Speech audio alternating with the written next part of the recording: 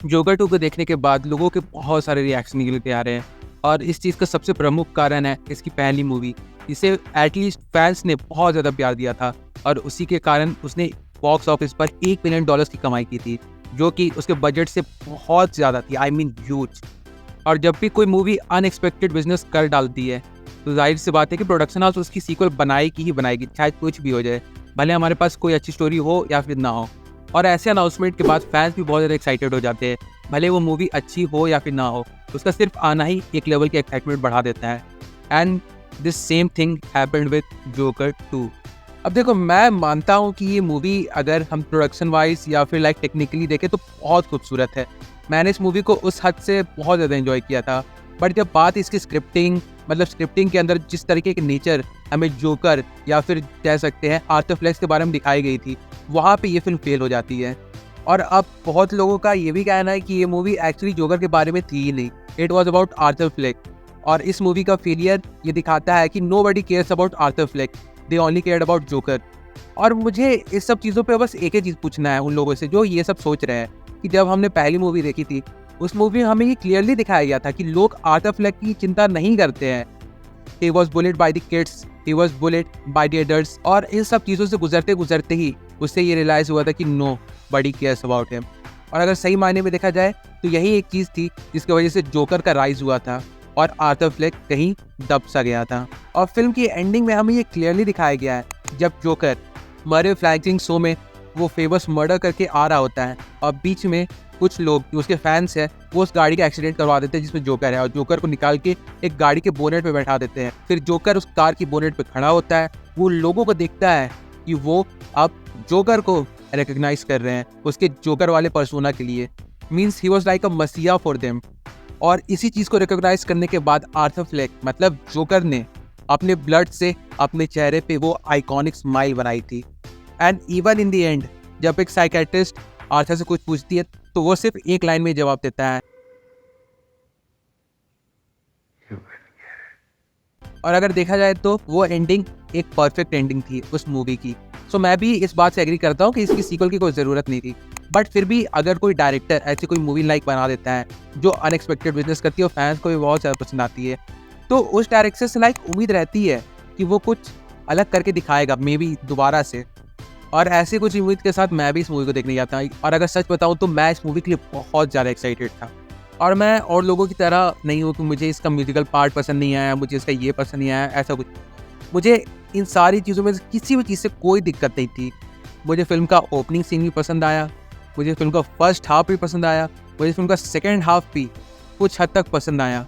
But second he half वो जगह था जहाँ पे इस मूवी ने एक ऐसा टर्न लिया जिसकी वजह से ये मूवी अपनी पटरी से पूरी तरीके से उतर गई। जी हाँ, जैसे मैं आपको बताता हूँ, जैसे हम जोकर 1 में देख सकते थे कि आर्थर फ्लेक के ऊपर जोकर की पर्सनैलिटी हावी हो जाती है और जोकर का राइज होता है। पर इस मूवी में ये दिखाया गया कि इस बार आर्थर फ्लेक खुद की पर्सनैलिटी को पहचानता है और जोकर को दबा देता है, और इस बार वापस से आर्थर फ्लेक का राइज होता है। और इस चीज़ का कारण कहीं ना कहीं लेडी गागा का कैरेक्टर हार्ली भी थी, जहाँ आर्थर को लगता था कि मे बी अब वो एक फैमिली शुरू कर सकता है, वो इस जोकर वाली जो प्रिटेंड वाली गेम जो खेल रहा था उससे वो आज़ादी ले सकता है। और यही वो जगह थी जहाँ सब कुछ बिगड़ गया। हमें इनडायरेक्टली ये बताया गया कि जोकर कभी था ही नहीं, Arthur was pretending all the time. और यही वो चीज़ थी जो मैक्सिमम लोगों को चुभी। देखो, एक बहुत बड़ा मिथ है कि जोकर के कैरेक्टर ऐसा है जिससे बहुत सारे लोग इन्फ्लुएंस होकर बहुत सारी क्रिमिनल एक्टिविटीज़ करने लगेंगे। देखो, मैं मानता हूँ कि द डार्क नाइट के वक्त कुछ ऐसे इंसिडेंट हुए थे और जोकर की रिलीज के टाइम पे कुछ ऐसे इंसिडेंट हुए थे, पर इसका मतलब ये नहीं है कि जितनी भी कलेक्शन मूवी ने की थी $1 बिलियन और करोड़ों लोगों ने इस मूवी को देखा था, उसमें से उस करोड़ में से 1% भी लोग इस मूवी को देख के इन्फ्लुएंस हुए थे और उन्होंने जोकर की तरह पर्सनैलिटी गेन कर ली थी। नहीं, ऐसा बिल्कुल भी नहीं हुआ था। तो क्यों इस मूवी में ये सीख देना कि don't be like joker, be the personality और be the person you are.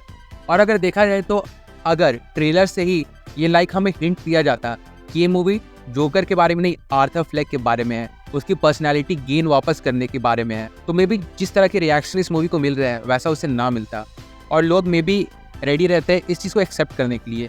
लेकिन हमें ट्रेलर में भी यही दिखाया गया कि जोकर और हार्ली दोनों एक तरह के पागल है पूरे तरीके से, और वो जहाँ भी जा रहे तबाही मचा रहे हैं, उनकी क्रिमिनल एक्टिविटी दिखाई जा रही है।